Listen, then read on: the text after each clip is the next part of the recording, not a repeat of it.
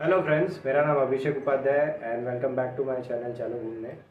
आज की इस वीडियो में हम बात करेंगे हमारे 3500 प्लस किलोमीटर्स के पार्ट 2 के बारे में।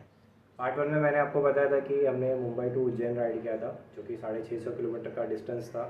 कौन सा रूट लिया था, हम कब पहुँचे थे एंड नेक्स्ट डे फिर हमने दर्शन कब किए थे, मंदिर के टाइमिंग्स क्या थे, फिर दर्शन करने के बाद हम कब निकले एंड वहाँ से हम गए थे काल भैरव, जो कि एक मान्यता है, महाकाल करने के बाद आपको काल भैरव करना पड़ता है। एंड फिर वहाँ से हम फाइनली निकल पड़े हमारे डेस्टिनेशन 2 के लिए। सो आज के इस वीडियो में पार्ट 2 में हम बात करेंगे हमारे destination 2 which is Ujjain to Taj Mahal. Ujjain से ताजमहल का डिस्टेंस ऑलमोस्ट 600 किलोमीटर का है। डिपेंड्स अपॉन द रूट आप कौन सा लेते हैं।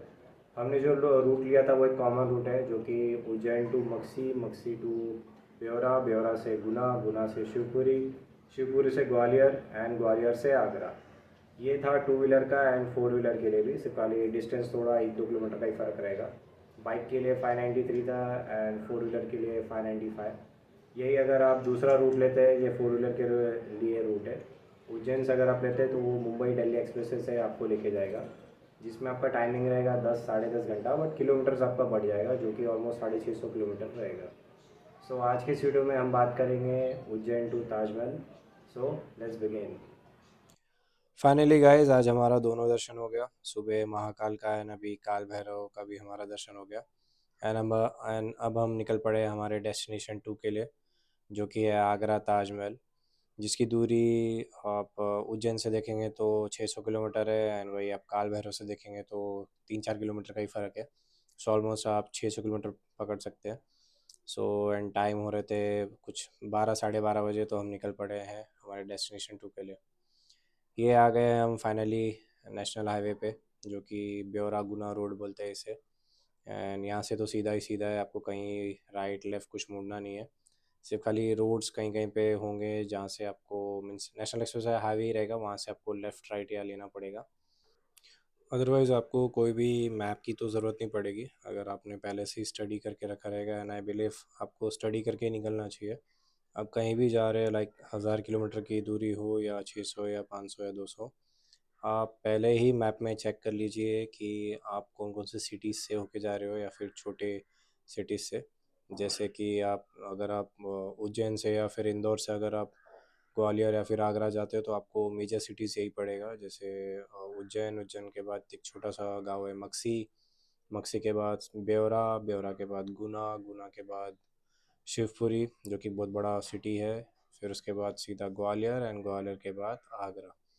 सो इन केस अगर आप बाइक पे हो या फिर कार में भी, अगर आपको नहीं देखना है, बार बार मैप नहीं देखना है, तो आप सिर्फ खाली ये सिटीज़ के नाम देखिए एंड जो बोर्ड्स ऊपर लगे हैं उनको आप फॉलो करते जाइए, तो भी आप टाइम टू टाइम अपने और हर एक डेस्टिनेशन को कवर करते जाएंगे एंड आपका टाइम भी सेव होते जाएगा, जिससे आपको ज़्यादा डिस्ट्रैक्शन भी फील नहीं होगा।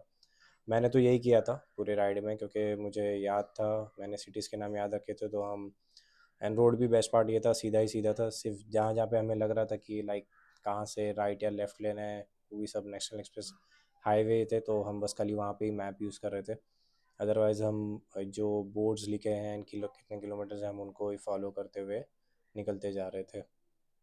हमने छोटा सा एक कॉफ़ी ब्रेक लिया, क्योंकि मेरे पार्टनर को नींद आ रही थी एंड ऑब्वियसली आएगी, क्योंकि पीछे बैठे बैठे वो क्या ही करेंगे।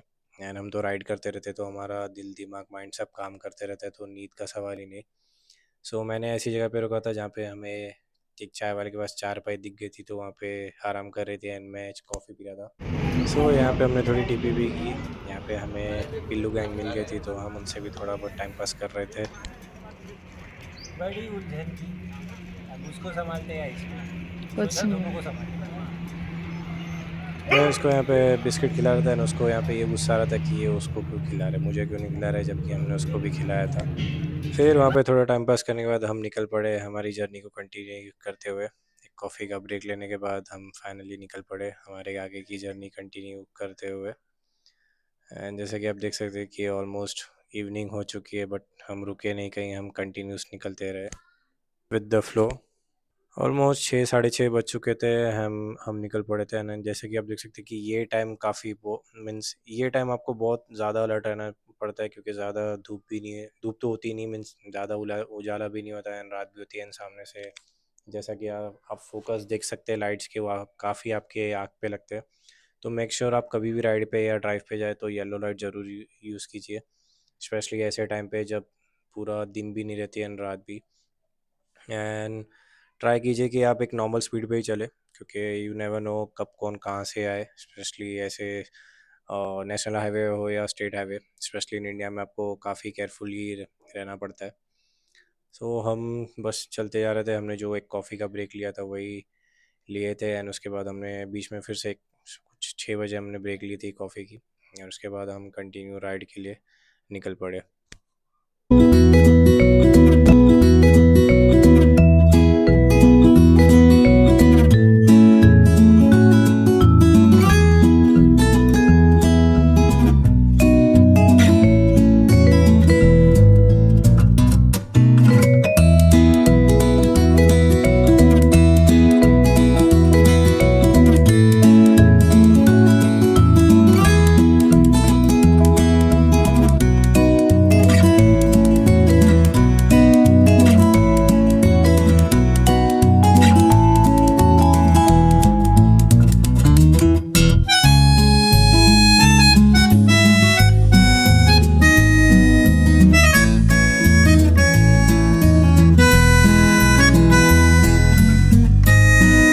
सो फाइनली हम एंटर कर गए थे शिवपुरी सिटी में, क्योंकि गूगल मैप ने हमको सिटी से ही रास्ता दिखाया, एंड मैंने 2 व्हीलर सेलेक्ट किया था, तो इसलिए हमें सिटी से मैप लेके जा रहा था, जबकि यही रोड आगे जाके बाईपास में मिलेगा। सो खाली था, मीन्स ऑलमोस्ट टाइम हो रहा था, कुछ 8 साढ़े 8 9 का टाइमिंग था, तो हम तभी शिवपुरी एंट्री कर चुके थे। एंड जैसा कि आप देख सकते हैं कि हाईवे ही है, सिटी हाईवे आप बोल सकते हैं, पूरा खाली है, एंड काफ़ी यहाँ पे सजा सजा के रखा है एकदम चमचमाहट लाइटिंग के साथ। सो काफ़ी अच्छा एक्सपीरियंस था, कोई दिक्कत नहीं हुई हम लोग को। शिवपुरी सिटी से हम होके आगे निकल पड़े। रात में हम पहुँचे कुछ 12:30 बजे, हमने होटल ऑलरेडी बुक करके रखा था, एंड हम आए फटाफट फ्रेश होके हम सो गए। नेक्स्ट डे हम उठे फटाफट रेडी होके हम जगह ढूंढ रहे थे आपको अपडेट देने के लिए। तो हर हर महादेव गाइस, गुड मॉर्निंग। आज हम लोग ताजमहल है, ये हमारा तीसरा दिन है ट्रिप का। सॉरी कल मैं अपडेट नहीं दे पाया, बट कल का एक अपडेट है कि जैसे मान्यता है कि महाकाल के बाद हमें काल भैरव जाना पड़ता है, उनके दर्शन का भी मान्यता है, तभी जाके आपका पूरा सफल होता है। तो हम कल काल भैरव भी गए, वहाँ पे हमने दर्शन किया। एंड अपडेट्स ये है कि आप उज्जैन से काल भैरव के लिए आप ऑटो कर सकते हो, पर पर्सन वो समथिंग कितना तो लेंगे, 50 या 100 रुपया। और एक चीज़ है, जैसे आप अगर 2 लोग हो तो 750 रुपये में आपको वहाँ पे वो 5 मंदिर की यात्रा कराते हो। और अगर आपको वहाँ से ओमकारेश्वर जाना है तो उसके लिए आप एक गाड़ी बुक कर सकते हो, स्विफ्ट डिज़ायर, जो कि आपको 3000 में पड़ेगी, कितने लोग भी हो। और अगर एक सिंगल पर्सन है तो 750 रुपये वहाँ से लगेगा। 4 घंटा जाना, 4 घंटा आना, और 4 घंटा वहाँ पे दर्शन में लाइन में लगना। तो आज हम आगरा में है, ताजमहल देखने जा रहे हैं, तो आगे की वीडियो के लिए बने रहे, मिलते हैं। हेलो दोस्तों, गुड मॉर्निंग। अभी हम ताजमहल के पास है, क्योंकि मैंने यहाँ पे होटल बुक किया था, वो ऑलमोस्ट 1.5 किलोमीटर है ताजमहल से। तो अभी यहाँ पे ताजमहल दिखा रहा है 1 किलोमीटर के बाद है। तो यहाँ पे बहुत सारी घोड़ा गाड़ी भी है, ऊँट भी है, जिसे आप ले सकते हो। देखते हैं, मिलते हैं बाद में। हेलो गाइस, अभी हम जा रहे हैं ताजमहल का मुआयना कर रहे हैं घूमने। तो यहाँ पे बेसिकली आपको मतलब अगर आप ऑटो से भी आते हो या फिर शेयरिंग रिक्शा लेते हो या फिर इलेक्ट्रिक कार से आते हो या फिर रिक्शे से आते हो तो उसका कुछ चार्जेस रहेगा, लेकिन वो आपको 500 मीटर पहले ही छोड़ेगा। सो आप ट्राई कीजिए, वॉक करके ही आइए। तो मौसम अच्छा है, प्लस उन्होंने जो भी आजू बाजू का ये सब बनाया है ये काफ़ी बहुत अच्छा है, एस्थेटिक है, आप वीडियो में देख सकते हो। स्पेशली ठंडी के टाइम। एंड ताजमहल का तो आपको आप लोगों को हिस्ट्री पता ही रहेगा, आपने विकिपीडिया पे पढ़ा रहेगा। और आपको बहुत सारे टूर गाइडर आपको मिलेंगे जो कि 750, 400, 350 तक भी आपको गाइड करने का ट्राई करेंगे। तो वो आपके ऊपर है, आपको लेना है कि नहीं लेना है, क्योंकि मैंने तो नहीं लिया, मैं ऑलरेडी यहाँ पे एक बार आ चुका हूँ। तो लेट्स सी, देख के अंदर जाके फिर आपसे बात करते हैं। दोस्तों ये है टिकट काउंटर, जहाँ पे टिकट की प्राइस चालू होती है 50 रुपीज़ एंड वो लगभग जाती है 200 टू 250 INR इंडियन सिटीजन्स के लिए। एंड अगर वही फॉरेनर है तो वो 1000-2000 तक जाती है। 50 रुपीज़ में आपको एक नॉर्मल एंट्री मिलती है, जिसमें आप ताजमहल के अंदर नहीं जा सकते, बट आजू बाजू आप गार्डन्स एंड वो सब एक्सप्लोर कर सकते हो। बट 200 रुपीज़ में, 250 रुपीज़ में आप ताजमहल के अंदर जा सकते हो, मकबरा भी देख सकते हो। टिकट लेके हम निकल पड़े एंट्री गेट के लिए, जो कि वहाँ से ऑलमोस्ट 100 मीटर्स आगे था। और टिकट काउंटर से आप लेफ़्ट मारेंगे, फिर आगे जाके राइट मारेंगे तो आपको टिकट काउंटर मिलेगा। एंड आजू बाजू जैसा कि आप देख सकते हो काफ़ी कैफ़ेज़ है, CCD करके है। फिर उसके पहले भी काफ़ी छोटे मोटे शॉप्स है जहाँ पे आप नाश्ता पानी आप करके फिर आप अंदर जा सकते हो, क्योंकि आपको टाइम तो लगेगा कम से कम। अगर आप फटाफट भी घूमते हो तो नहीं बोल के आपको 45 मिनट्स तो ताजमहल घूमने मिलेगा ही, क्योंकि ये तो सिर्फ खाली अभी एंट्रेंस ही है। आगे आपको अभी आगे बहुत चलना बाकी है। सो एंट्री के टाइम आपको लिखा भी रहेगा आपको कौन से गेट से या कौन से रो से आपको एंटर करना है। सो डिपेंड्स अपॉन आपके टिकट के रेट के हिसाब से आप एंट्री कीजिएगा, तभी आपको वहाँ पे एंट्री मिलेगा। तो लेट्स गो, हम अंदर आ चुके हैं एंड ये है फाइनल नज़ारा। ये तो ऑलमोस्ट काफ़ी करीब का ही है एंड काफ़ी अच्छा मेंटेन करके रखा है। And please once in a lifetime ये मोमेंट है, सो आप सब लोग भी विज़िट कीजिएगा। ये आफ्टर विजिटिंग साइट है, हम आके बैठे थे, आराम कर रहे थे।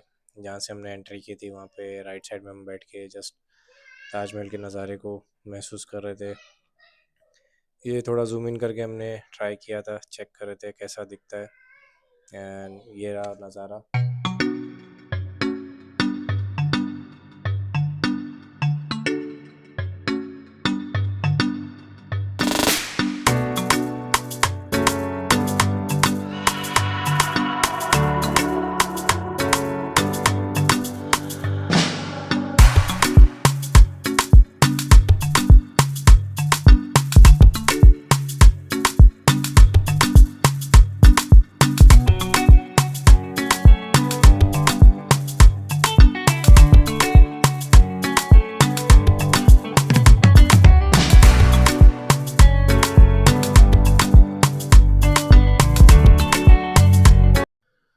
हाँ, घूमने के बाद फिर हम बाहर आए और यहाँ पे हमें बंदर भाई साहब जी के भी दर्शन हो गए।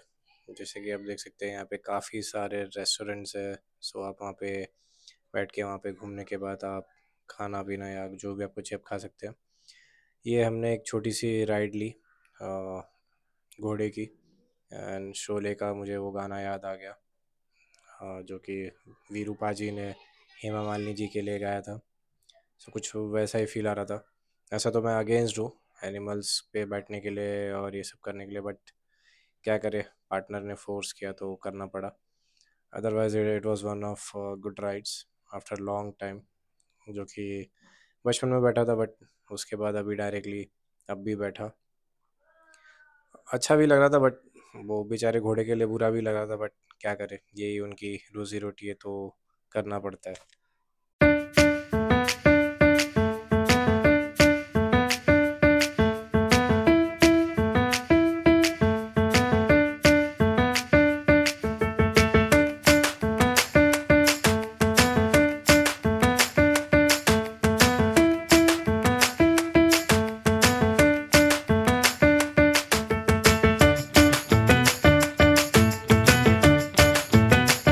फिर फाइनली हम पहुँचे अपने होटल पे।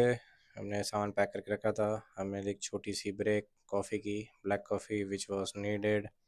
एंड देन हम रेडी हो गए हमारे तीसरे डेस्टिनेशन के लिए, एंड हम उसके लिए निकल पड़े हमारे तीसरे डेस्टिनेशन के लिए।